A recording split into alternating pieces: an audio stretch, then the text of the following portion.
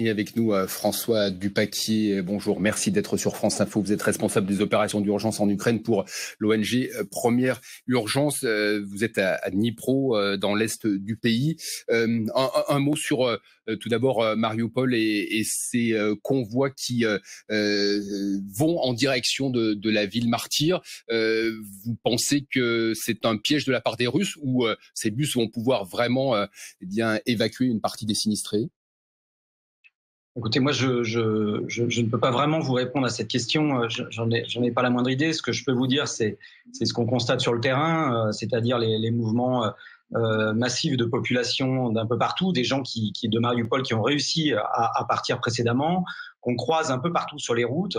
On est dans un pays qui est extrêmement vaste et Mariupol, c'est quand même encore une fois loin, entièrement assiégé. Et à ce jour, il est extrêmement difficile de savoir ce qui peut se passer.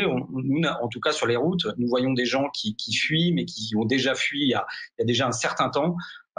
Mais à ce jour, il est très très difficile de répondre à votre question. Je pense que l'avenir nous le dira.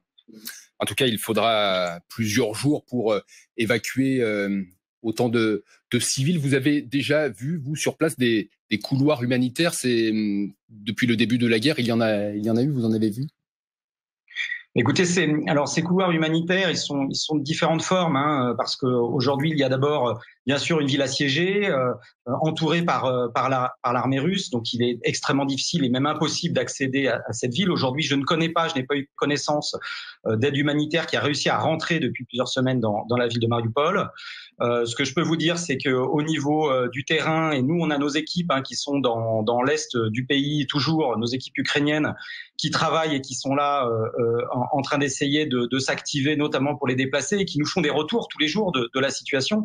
J'étais moi-même dans le Donetsk ce matin pour une distribution alimentaire et non alimentaire, et ce que je peux vous dire, c'est que ces évacuations prennent différentes formes. Alors il y a bien sûr la médiatisation de Mariupol, cette évacuation qui est nécessaire avec un cessez-le-feu absolument nécessaire, mais vous avez énormément de villes, de villages qui s'évacuent un peu par eux-mêmes, c'est-à-dire des gens qui fuient les combats quand ils le peuvent, qui rentrent dans les trains d'évacuation, qui prennent leurs véhicules, qui essaient de trouver des transports en commun quand ils ont les moyens de le faire. Et puis vous avez aussi les municipalités, les villes, qui organisent d'elles-mêmes l'évacuation de leur population. Aujourd'hui même, j'étais dans une ville, donc comme je vous le disais, de l'est du pays, où nous discutions avec le maire qui disait aujourd'hui voilà, c'est fantastique de nous amener de l'aide. Nous craignons nous-mêmes d'être encerclés et nous avons décidé d'évacuer la ville. Nous aurons besoin d'un maximum d'aide parce que nous ne savons pas ce que sera fait l'avenir au niveau militaire et notamment, vous en parliez tout à l'heure, au niveau du développement militaire sur l'est du pays. François Dupaquier, merci beaucoup d'avoir pris quelques minutes pour nous expliquer la réalité du terrain.